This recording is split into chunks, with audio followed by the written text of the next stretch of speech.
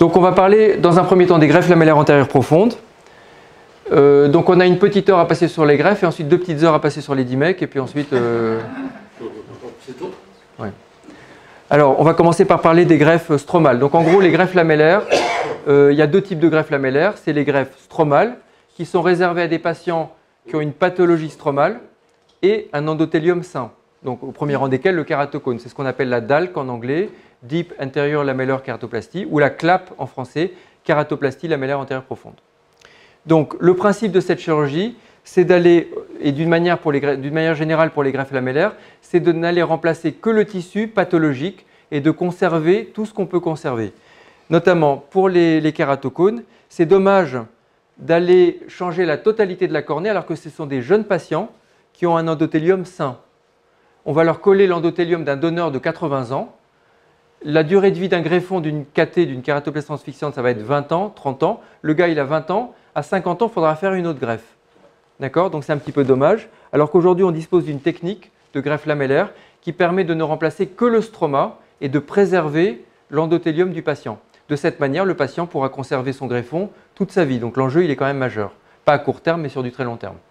Deuxièmement, on évite, on ne peut pas mathématiquement avoir un rejet endothélial puisque le patient garde son propre endothélium. Or, le risque de rejet endothélial, c'est le plus grave. C'est ce qui compromet en général la survie du greffon. Et donc, on évite ce risque. On peut toujours avoir des rejets stromales ou sous-épithéliales, mais pas de rejet endothélial. Donc, il faut vraiment, autant que possible, faire une greffe lamellaire quand on peut le faire. Alors, le principe, c'est qu'on va, alors sur le receveur, donc le patient, on va aller trépaner profondément mais sans perforer.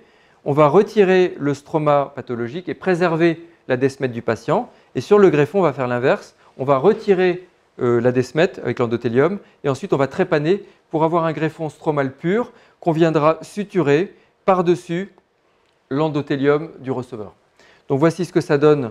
Alors chirurgicalement, il faut juste que je change de pointeur. Voilà. Donc, alors on fait un marquage. Donc marquage à 6 branches, ça c'est une question de suture. On repère les points où on va mettre les sutures. On pré-trépane avec un trépan jetable de Moria.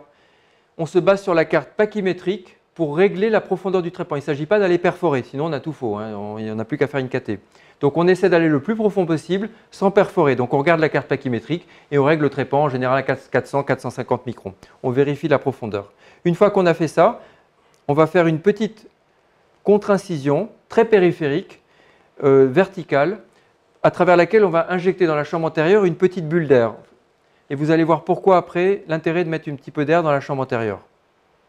Donc on met de l'air dans la chambre antérieure. Et ensuite, on va faire ce qu'on appelle la Big Bubble. Alors, c'est quoi la Big Bubble? C'est une aérodissection pour séparer la desmette qu'on cherche à conserver et le stroma qu'on cherche à enlever. Il y a un plan de clivage entre les deux qu'on peut facilement détacher. Et ça, on va le faire en injectant de l'air sous pression au niveau de ce plan. Donc concrètement, comment est-ce qu'on fait? On va initier un petit tunnel, alors le plus profondément possible avec un couteau de Crescent, et ensuite avec une canule de Fontana, on va introduire la canule de Fontana, on va chercher à la positionner entre les deux plans. C'est une canule qui présente un petit orifice en bas, elle est mousse au bout, donc elle ne va pas perforer. Et on sait qu'on est dans le bon plan quand on voit des petites stries et qu'on a une... Enfin bref, c'est un peu technique.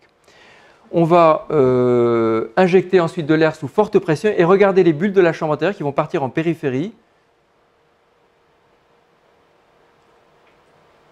Voilà. Vous voyez, les bulles d'air, elles sont parties en périphérie. Pourquoi elles sont parties en périphérie? Parce que la desmette a fait ce mouvement, s'est détachée du reste de la cornée, donc dessine quelque chose de convexe vers l'arrière, vers l'iris, et du coup, les bulles d'air viennent en périphérie. Et ça, c'est intéressant quand on a beaucoup d'emphysème, parce que quand on fait ça, parfois on ne voit rien du tout. Toute la cornée devient blanche, on ne voit plus rien, on ne sait pas si on a une Big Bubble ou pas, on ne sait pas ce qu'il faut faire pour la suite. Et le fait d'avoir ces petites bulles d'air, ne serait-ce que d'en voir une seule qui se balade en périphérie, on sait qu'on a une Big Bubble. Donc c'est pour ça qu'il faut mettre de l'air dans la chambre antérieure. Ensuite, on va retirer le gros du stroma avec un couteau de Crescent, donc ça c'est vraiment un geste facile. Et ensuite, il va falloir retirer le reste du stroma. Alors là je vais m'arrêter une seconde. Donc, une fois qu'on a retiré ce stroma, on se retrouve avec la Big Bubble. Donc le toit de la bulle, c'est ce qui reste de stroma, c'est ce qu'on va chercher à perforer et à retirer. Et le plancher de la bulle, c'est la Desmet qui est repartie vers l'arrière. Donc ce qu'on va faire, c'est que là, on va perforer cette Big Bubble, cette bulle. On va avec un couteau de 30 degrés, on va la perforer. Quand on va la perforer, l'air va sortir brutalement. Il va y avoir un collapsus de la bulle. L'endothélium, enfin la Desmet, va remonter brutalement contre la cornée. Et si on n'a pas retiré le couteau suffisamment vite, elle va venir s'embrocher sur le couteau et on va perforer la Desmet, ce qu'on ne veut pas faire. Donc pour prévenir cette complication, on va chercher à amortir le collapsus de la bulle, à ralentir le collapsus de la bulle en faisant deux choses. Premièrement, ça je ne l'ai pas montré ici, en vidant un peu la chambre intérieure, en réduisant la pression dans la chambre intérieure, comme ça la bulle va se vider moins vite. Et deuxièmement, en mettant du produit viscoélastique par-dessus le stroma, ce qui va réduire la vitesse de vidage de la bulle. Voilà, donc on met du visqueux par-dessus le stroma et avec un couteau 30 degrés. Et regardez les petites bulles, vous voyez qu'elles vont remonter. Voilà, hop, on perfore. On a perforé la bulle, d'accord? Une fois qu'on a perforé la bulle, on va la re-remplir avec du produit viscoélastique pour agrandir l'ouverture sans perforer.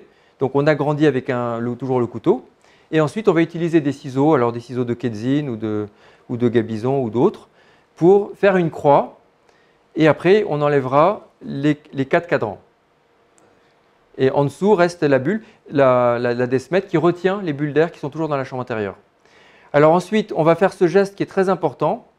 On va vérifier, alors je m'arrête là encore, avec un instrument mousse, une spatule ou autre, on va vérifier que l'aérodissection est bien partie jusqu'à l'anneau limitant. Pourquoi? Parce que si on ne vérifie pas ça et qu'on n'a pas une aérodissection jusqu'à l'anneau limitant, on va découper les quartiers et on va découper aussi la Desmet, donc on va perforer.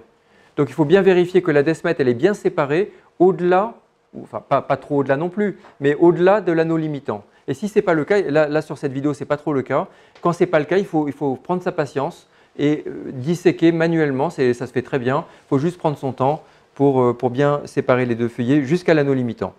Donc vous voyez avec cet instrument mousse, on vérifie que c'est bien décollé jusqu'à l'anneau limitant.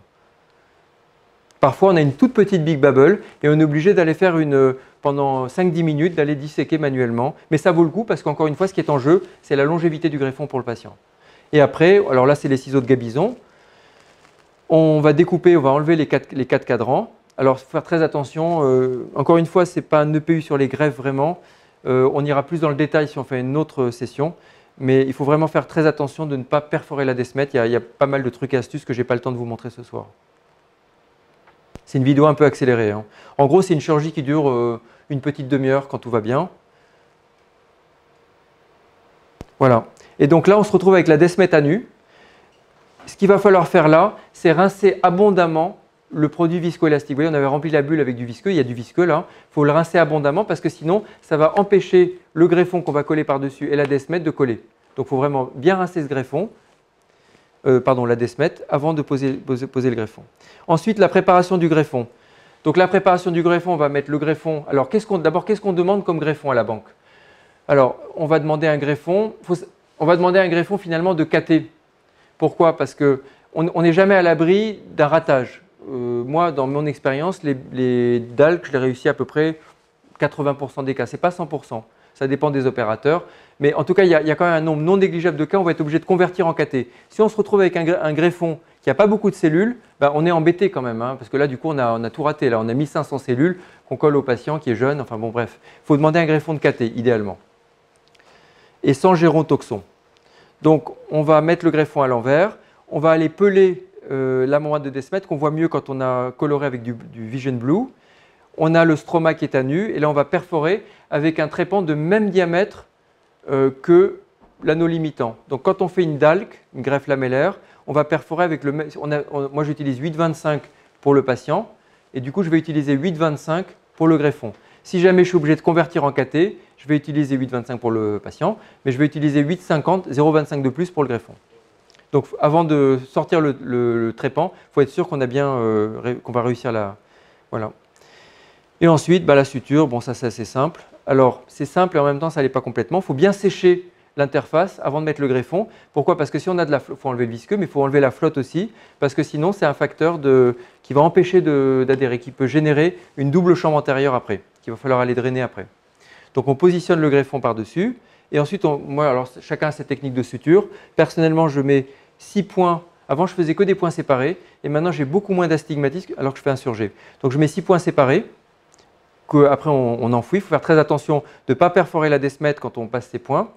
Et une fois qu'on a fait 6 points séparés, ensuite, on va passer un surjet unique qui va faire tout le tour et qu'on va nouer, qu'on va pouvoir aller régler. Donc, depuis que je fais ça, j'ai rarement plus de 3 dioptries ou 4 dioptries d'astigmatisme.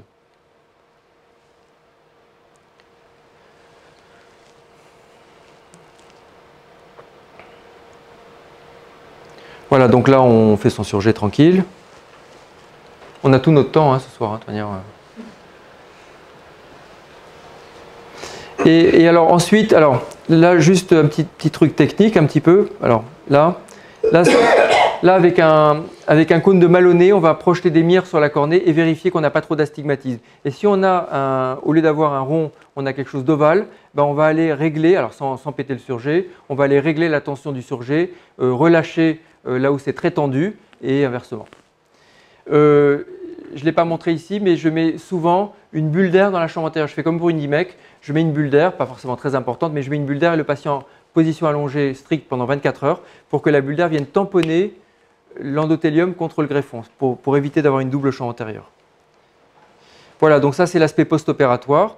Donc, si on résume la DALC, l'avantage de la DALC, c'est vraiment, j'insiste là-dessus encore une fois, c'est uniquement un problème endothélial, uniquement.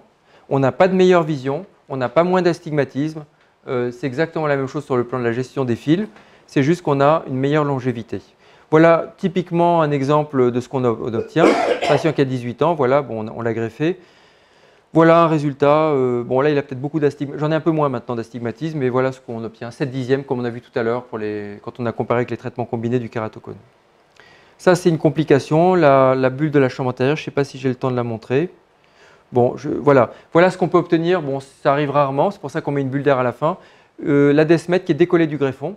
Donc là il n'y a qu'une seule solution, c'est d'aller retourner au bloc. Il va falloir drainer l'eau qui se trouve entre les deux feuillets et il va falloir aller tamponner, donc mettre une bulle d'air dans la chambre antérieure pour plaquer l'endothélium contre le greffon. Donc voilà la chirurgie.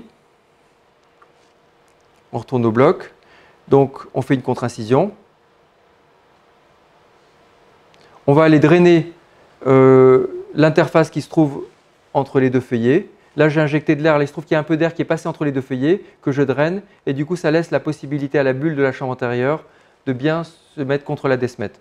Donc voilà. Et le lendemain, la cornée est totalement déturgée, transparente. C'est un peu miraculeux. Voilà. Ce n'est pas une complication grave du tout. Il ne faut surtout pas vous affoler si ça vous arrive. C'est vraiment, tant que le patient a son propre endothélium, il n'y a aucun problème. Ce n'est pas comme pour une DIMEC. Voilà, là, J1, la cornée est tout à fait normale avec un petit peu d'air qui reste dans la chambre antérieure. Voilà pour la DALC. Est-ce que vous avez des questions sur la DALC avant de passer à la DIMEC et avant de passer au dîner? Vous faites OCT systématiquement à tous les patients pour la DALC kératocone généralement? Oui, alors nous on a tendance à faire un OCT plus pour étudier l'épithélium en fait. C'est plus dans le cadre d'études en fait, pour voir étudier l'épithélium. Bon, on sait qu'il y a des modifications épithéliales, un amincissement épithélial au sommet du cône. On regarde aussi l'OCT épithélial après anneau, après laser topoguidé. C'est plus dans le cadre d'études, mais ça n'a pas grand intérêt je trouve.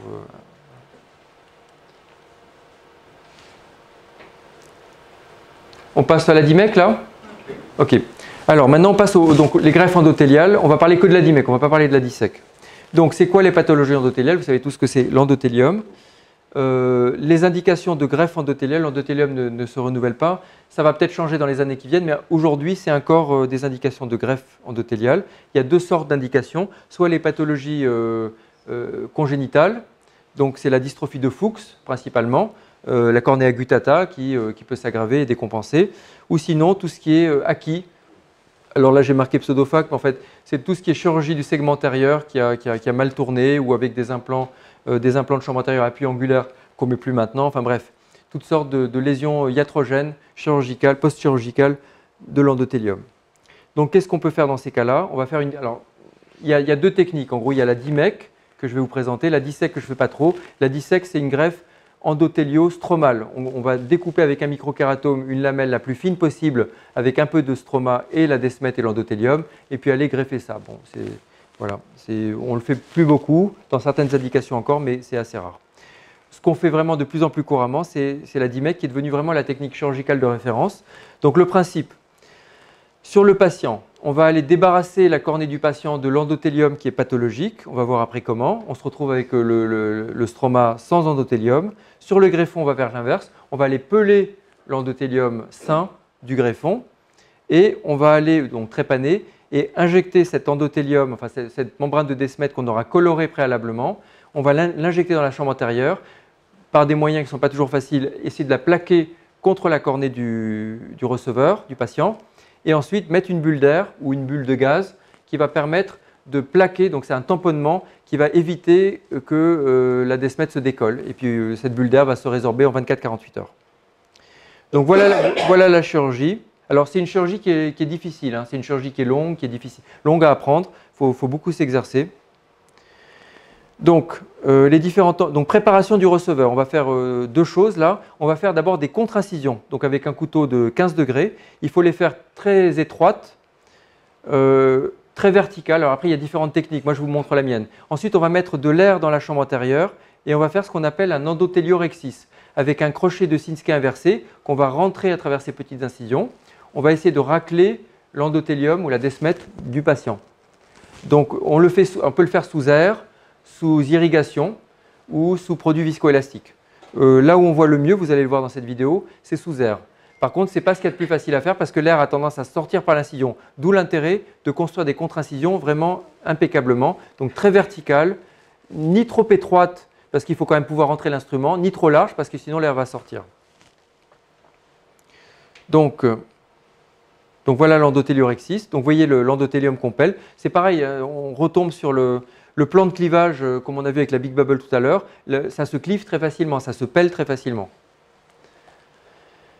Donc on enlève cette membrane de Descemet et une fois qu'elle est décollée partout, on va ensuite faire l'incision principale 2,4 mm à travers laquelle on va aller retirer cette Descemet pathologique.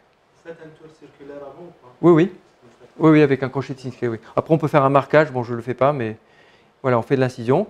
Et on va aller sortir cette membrane de Descemet. Voilà.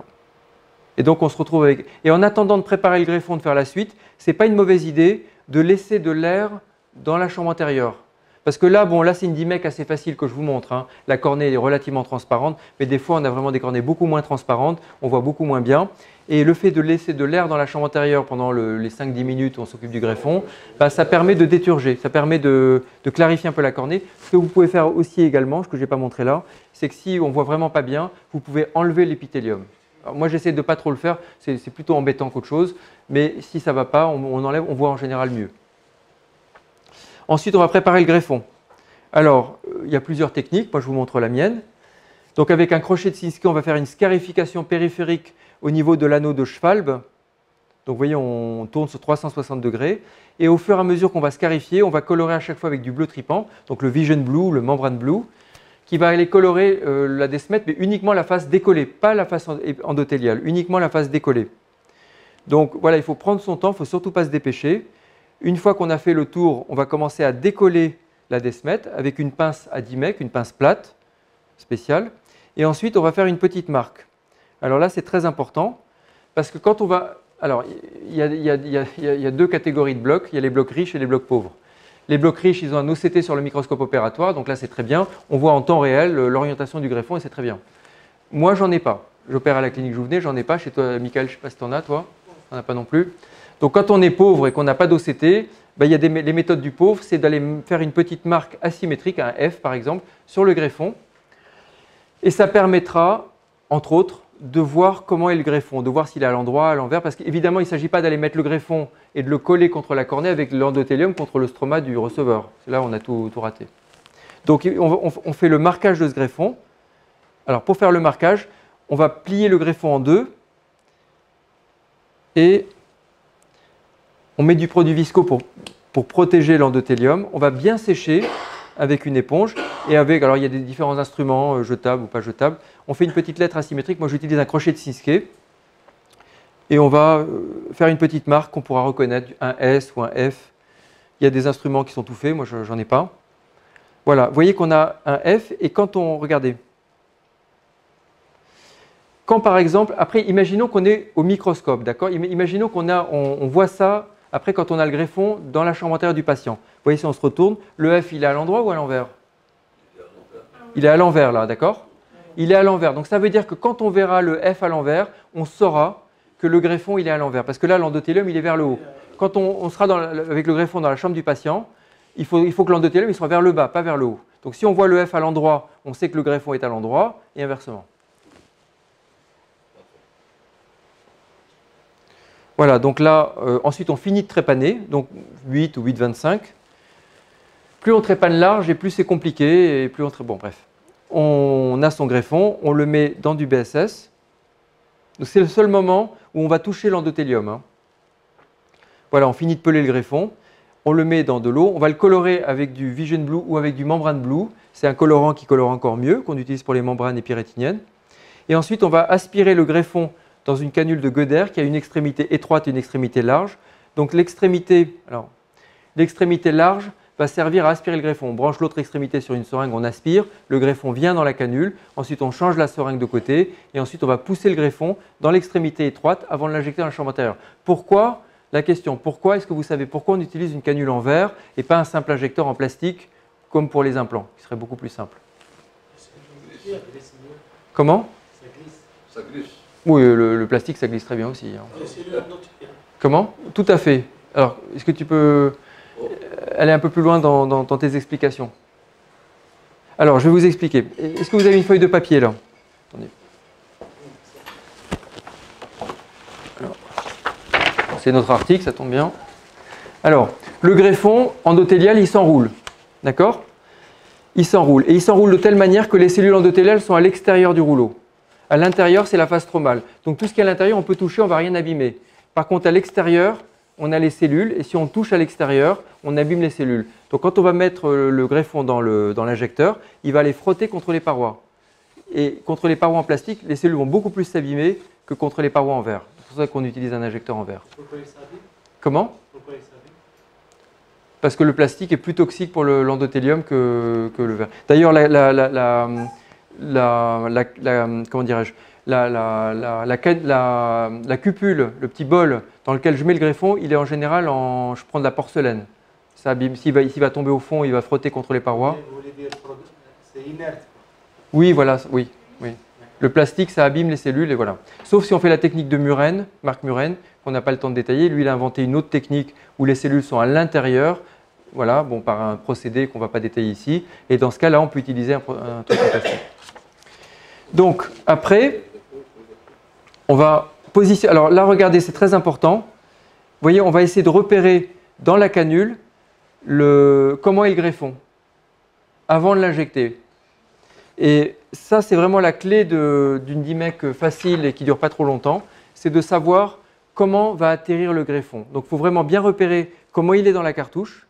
Vous avez bien ça en tête. Et quand vous injectez votre greffon, vous savez à peu près comment il va se positionner dans la chambre antérieure. Et ça va faire que vous allez passer 3 minutes à positionner le greffon ou passer 1h30. Donc voilà, ça c'est la préparation du greffon. Ensuite, donc cette fameuse injection.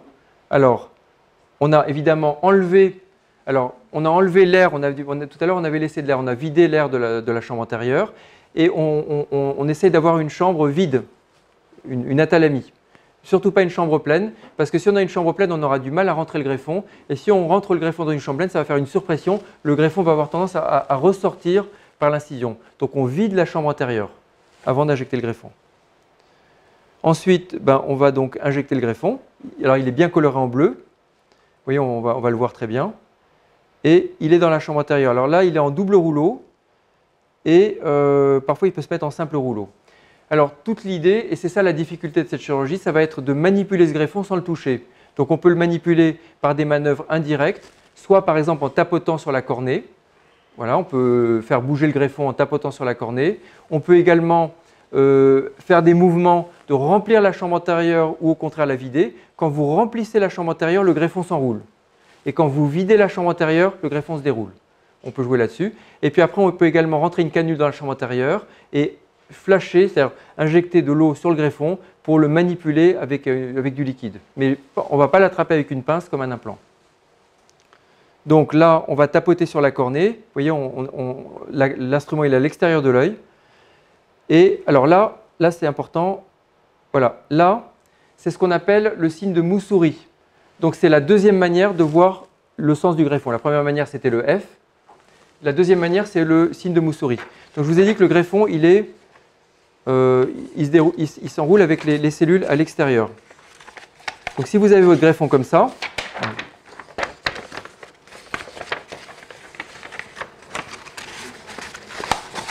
alors voilà. Là, votre greffon, il est dans le bon sens, d'accord? Vous avez les cellules endothéliales vers le bas, donc là, il est bien. S'il est comme ça, il est dans le mauvais sens. Et vous avez les cellules endothéliales vers le haut, d'accord? Donc nous, ce qu'on veut, c'est qu'on soit comme ça. Mais quand on regarde ça, ce n'est pas évident de le savoir. Autant dans l'injecteur, on peut le savoir. Dans l'œil, si on n'a pas d'OCT, c'est très difficile. Donc le signe de Moussouris, c'est je vais rentrer un instrument ici, je passe au-dessus du greffon et je vais venir ici. Donc si là, ça ne se colore pas en bleu et là, ça se colore en bleu, ben, je sais que je suis dans le bon sens. Si par contre, je suis dans le mauvais sens, je vais venir ici par-dessus le greffon, je vais venir là, je ne vais rien accrocher du tout. Donc vous voyez, ici la canule, regardez, je vais le repasser, je m'attarde là-dessus parce que ça c'est important. Regardez la canule, on rentre par-dessus le greffon et vous voyez, vous avez vu? Donc là le greffon il est à l'endroit. Ça c'est une manière d'être sûr qu'il est à l'endroit. Et ensuite on va tapoter pour dérouler le greffon. Encore une fois, si on veut le dérouler, il faut vider la chambre antérieure.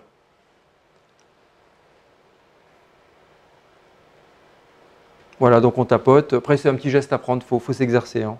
Et vous voyez que, alors le F, on le voit peut-être pas très bien là, mais le F il est forcément à l'endroit parce que le greffon est à l'endroit. Et une fois qu'on a fait ça, on va injecter avec une seringue à insuline de l'air sous le greffon pour aller plaquer le greffon contre la cornée. Voilà. Ah bah s'il est pas, on va voir une vidéo tout à l'heure. S'il n'est pas à l'endroit, il faut le retourner. Pour le retourner, il faut rentrer une canule, injecter d'une manière très brève et brutale. Ça va donner comme si on donnait une claque au greffon, il va se retourner.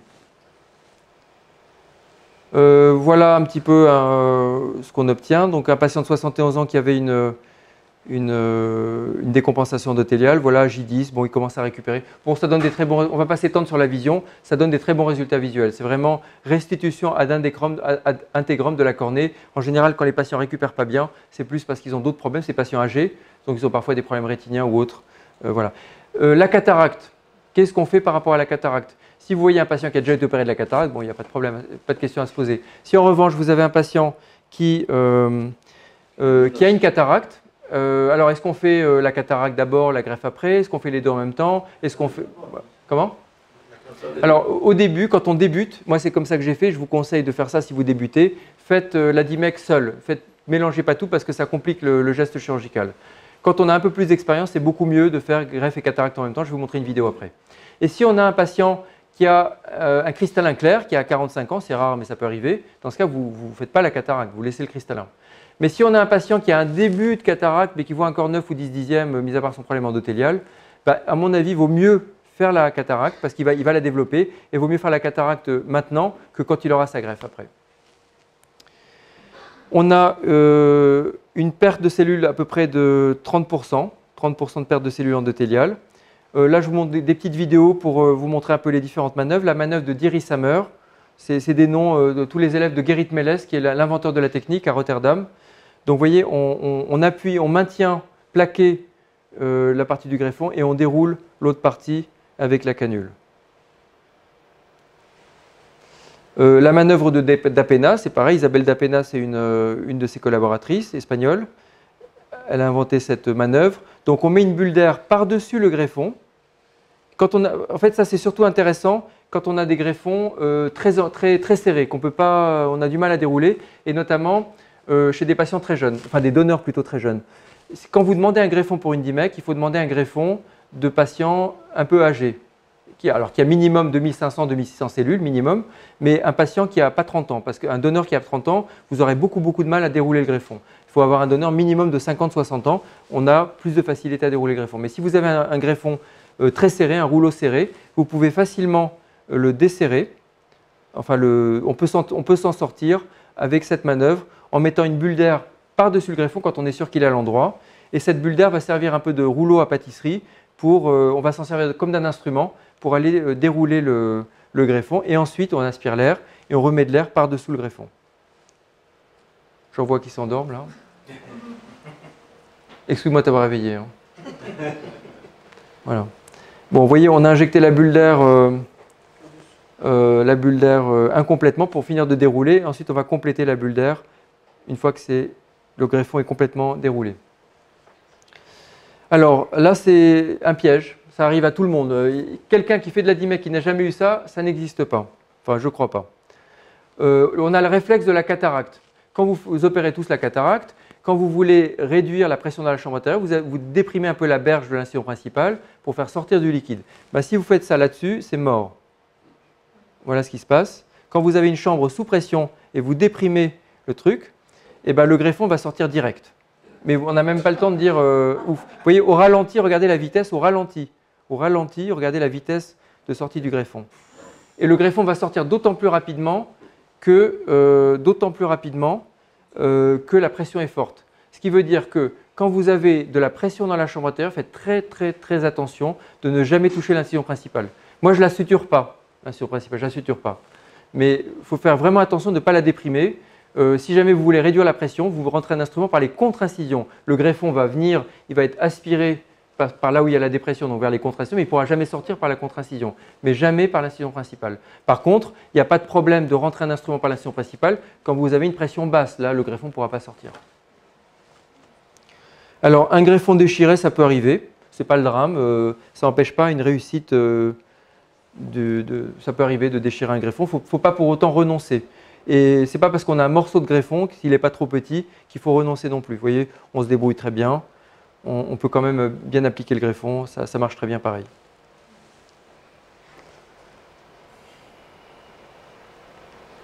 Alors là, je crois que c'est la dernière vidéo. Donc c'est justement cette fameuse cataracte avec DIMEC.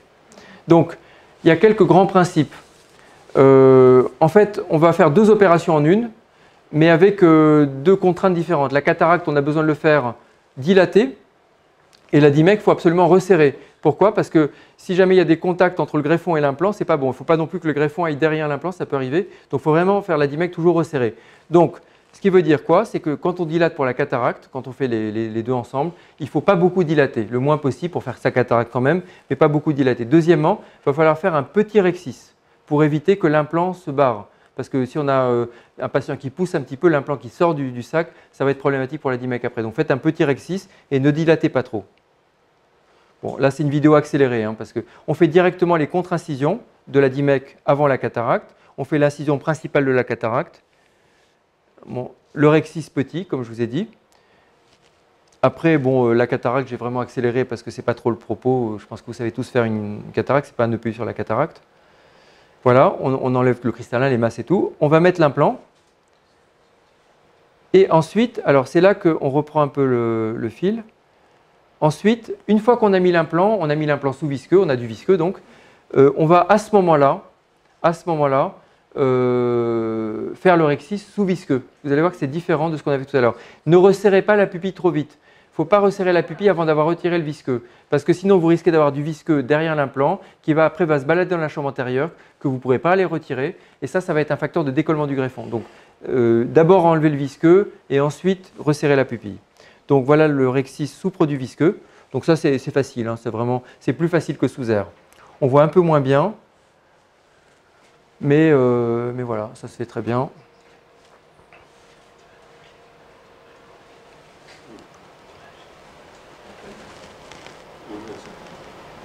C'était cornea gutata? Oui, bien sûr, cornea gutata, décompensé avec une cataracte. Donc voilà, on retire, vous voyez que l'endothélium, bon, on retire, c'est pas très... Faites attention de ne pas aller labourer le stroma. Il faut vraiment y aller doucement, délicatement, c'est léger comme geste, parce que si vous avez un stroma qui est abîmé, vous aurez du mal à avoir un greffon qui adhère. Donc, faut être très... Alors, et puis après, on rince. Alors là, je ne vous dis pas, on rince le produit visqueux pendant 4 fois plus de temps que d'habitude. Prenez votre temps, il ne faut vraiment pas qu'il en reste. Voilà. Ensuite, on resserre la pupille, on injecte le greffon comme tout à l'heure. Donc là, je l'ai fait en temps réel. Alors, c'est un peu accéléré, mais il n'y a pas de coupure. Donc, vous verrez, là, c'était une DIMEC assez facile, où ça dure 3-4 minutes pour positionner le greffon. Donc là, voilà, on injecte le greffon dans la chambre antérieure. on essaye de voir est-ce qu'il est à l'endroit, est-ce qu'il est à l'envers. Donc là, il semblerait qu'il soit à l'endroit, mais il peut vite devenir à l'envers. Regardez, quand on injecte, là, il était comme ça. Voilà, donc le greffon, au début, il était comme ça, d'accord? Donc là, il est bien positionné. Ça veut dire que là, tout ce qu'il faut que je fasse, c'est dérouler ça, et là, j'ai mon greffon qui est bien. Mais ce qui peut arriver, le piège, quand il est comme ça, qu'il est bien, c'est qu'il peut facilement se mettre comme ça. Et là, du coup, on n'est plus bien du tout, parce que si on le déroule, on n'est plus bien du tout. Donc, voilà, c'est un peu la difficulté. Ça, il faut en faire pour apprendre. Hein. C'est ça, enfin, on veut l'entraînement. Ah, il faut de l'entraînement, oui. Donc là, il semblerait qu'il soit à l'endroit, on n'en est pas toujours sûr. On essaie de le dérouler, donc pour cela, on vide la chambre intérieure. Voilà, et là, il est à l'envers. Enfin, là, je crois qu'il est à l'envers. On essaie avec la manœuvre de Moussori, voilà. Vous voyez, on est passé, je ne sais pas si vous avez vu vous avez eu le temps de voir? Oui. Donc, on a vu qu'il était à l'envers. Donc là, on va essayer de le retourner. Donc là, il est à l'envers. D'accord? Alors, regardez. Il est à l'envers, donc là, il est comme ça. Si vous le voyez sur la vidéo, il est comme ça. Alors, là, il est comme ça. D'accord? Donc l'idée, ça va être de le retourner. Donc là, ce n'est pas ce que je fais dans la vidéo, mais l'idée, ça va être de rentrer une canule par ici, là, de mettre la canule sans toucher le greffon vers ici, et de flasher, ça va le retourner. Bon, là, ce n'est pas ce que vous allez voir, malheureusement, mais c'est ça qu'il faudrait faire. En tout cas, on essaie de le retourner. Bon, là encore, pareil, on essaie de vérifier le sens, mais enfin, il est à l'envers. Donc là, on injecte de l'eau. Alors là, voilà, on injecte de l'eau. Et alors là, il vient se mettre un petit peu comme un chiffon. Alors là, on est un peu embêté quand il se met comme ça. Là, je vous montre volontairement une DMEC dans la vraie vie. Hein. Quand il se met comme ça, c'est un peu embêtant. On n'est pas très à l'aise. Voilà, là, on est parfait. Là, on aime bien quand il se met comme ça, à l'endroit ou à l'envers. Et là, il se trouve que, attendez, il se trouve que, je vais trop vite là. Il se trouve que, regardez, je vais revenir un peu en arrière.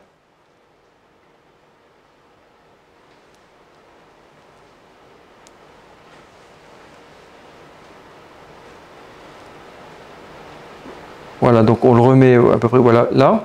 Et là, vous voyez, le F, il est comment? Il est à l'endroit ou à l'envers? Il est comme ça, le F. Toc, toc. Donc il est comment? Ah ben non, il est à l'envers. Vous êtes d'accord? Qui dit il est à l'endroit? Ok. Donc il est à l'envers. Donc il est à l'envers, donc ça veut dire que le greffon, il faut le retourner encore. Alors là, regardez. Donc là, alors, quand on a repéré le sens du greffon à l'endroit ou à l'envers, là on est bien. Et regardez ce qui se passe. On injecte un petit coup de flotte dessus. Non, ben là, il a été retourné. Bon, voilà. Mais là, maintenant, il s'est retrouvé à l'endroit.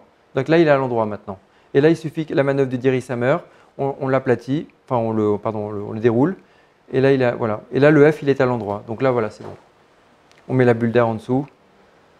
La première DMEC que j'ai faite, j'ai mis 1h30. Hein. Voilà, c'est comme ça. Maintenant, je mets à peu près en moyenne 3-4 minutes quand je mets le greffon. Voilà, donc bon, les greffes, on va pas. Les avantages des greffes endothéliales par rapport à la KT sont évidentes. Hein. Moins de corticothérapie, surtout récupération visuelle incomparablement plus rapide, pas d'astigmatisme induit. Enfin bon, c'est une évidence que c'est. Il ne faut plus faire de KT pour un problème endothélial. C'est contre-indiqué, c'est fini hein, ça. Voilà, en conclusion, donc on a vu pour le kératocone tout à l'heure qu'on fait une chirurgie conservatrice quand l'état anatomique le permet. Donc en pratique, quand on a un Kmax qui n'est pas trop élevé, moins de 60, surtout quand on a une pachymétrie supérieure à 400 microns. Et quand ce n'est pas possible, on fait une DALC. Donc les deux objectifs, c'est améliorer la vision et stopper l'évolution. Quand on ne peut pas faire autrement, c'est la DALC. Et on a vu la DMEC là à l'instant. Voilà. Merci de votre attention.